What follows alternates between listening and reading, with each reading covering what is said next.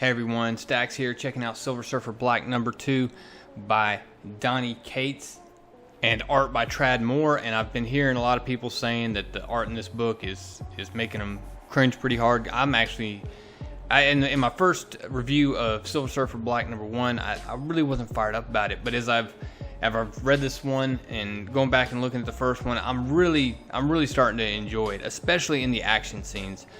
And I'll go into that a little bit more. But this book, it starts in a flashback, and the timeline's a little bit screwy in this book, so it's kind of funny. I'll try to explain it as we go. It starts in a flashback, and the Silver Surfer discusses his first encounter with symbiotes, and he arrives on what he thinks is a planet, and he's checking it out, and he's realizing this is something else, and he actually says, "Look, you're not a planet, are you?" And when he does, the planet, if you will, it shows its teeth and actually swallows him up and entraps him. And when it does, he's realizing this isn't the swarm, this brood. It's not a planet. It's actually a cage. But from all these symbiotes, he's feeling this rage around him, and it's actually a deep instinctual fear. And he says it's of death, and it's a fear of him, of the Silver Surfer. And why is that though? And at the time, he couldn't figure out what was causing them to fear him that way. But now he understands, because he's back at the beginning of time now. Jump forward to actually jump backwards. He's at the beginning of time now, battling Knull. But not only did the Silver Surfer battle him, he says he actually was able to make him bleed. And at first it doesn't look like it's going to go that way though, because Knull with the Necrosword immediately just blasts Silver Surfer and then binds him with the Necrosword. He then binds him with the symbiotes and begins to forcibly take him over and turn him into a Knight of the Void, or a Void Knight. And while that's certainly terrifying, you really at this point wonder what the heck is going on. And that's when suddenly a voice out of nowhere sounds off and says, "Harold, brace yourself." And then a blast of energy just rains down from the sky on the Silver Surfer, just burning away the symbiote that's on him and freeing him from Knull's grasp. And during this, the Silver Surfer, he endures it. He endures the sound, the pain, as it's all just burned away. But after all the pain and all this energy just burst on the Silver Surfer, he's free of the symbiote, and at that point he begins to fight again. And in his head he hears, "Hey, listen, Harold, you can't defeat him.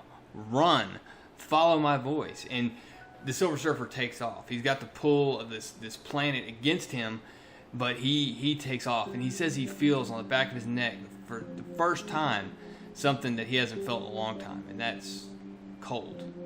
And after that, Knull raises up these three beings that we saw in the first issue that were guarding his throne room, if you will, and he tells them, "Stay here, guard the throne. I feel like a chase." And then he walks over to the Grendel, hops on, and pursues the Silver Surfer in his weakened state. Now, as the Silver Surfer runs, he's being encouraged by this voice to, "Hey, run, Norrin." And he's like, "Did you say Norrin?" He's like, "Yeah, you're Norrin from Zenlaw, the Silver Surfer, Herald of Galactus, and I know who you are. You're death, but you are repentant." And as this conversation is going on, the voice tells him, "Behind you," and he looks back over his shoulder, and there is the Grendel, and it's on at this point. The Silver Surfer knows he can't outrun him, so he turns and he says, "I am tired of this darkness." And he does what he did earlier, where he created a sun. But it's not enough this time that he just created a sun. He took that sun and he rammed it down the Grendel's throat. He went through the Grendel like gas station sushi. And after decimating the Grendel, Silver Surfer just spent, just pulling himself back up on the board. Now his whole arm is showing black instead of silver. And he says that the darkness is infecting me, and am I to be death again? Is this how I fall? How I become? And at that point, the voice pops back in his head and says, "No, Norrin, not today." And his voice tells him, "Look, I could hear your thoughts when you were about to die, and you said you thought it'd be a fitting end for a destroyer of worlds to be devoured by one, to be devoured by a planet. He said, today, Norrin, this changes, because today a planet will be your salvation. And the big reveal is that he's talking to Ego, the living planet. And Ego follows his introduction with a question, asking Silver Surfer, shall we kill a god? So overall, I really am enjoying this book. I really am. It's going to be a neat tie-in to the Thanos wins storyline from Donny Cates earlier, and it's been really fun so far. I did have fun in my mind trying to figure out the timeline. And the timeline is funny in this book because it starts out with the creation of the black hole by the Black Order and the attack by Black Order to recover Thanos' body, and Silver Surfer goes in the black hole, and he goes back to the beginning of time. So he's at the beginning of time, but in that time he's having a flashback to what's actually the future, and so he's in his flashback, he's recalling things that technically he hasn't done yet. And it's just funny to me because you have this time travel back to the beginning of time on this single timeline, and you have something that is fearing Silver Surfer, but he's never in his experience encountered the thing that fears him, because so it's really interesting to dive into and think about. I like where they're going with this. I've enjoyed most everything from Donny Cates so far that he's done over at Marvel.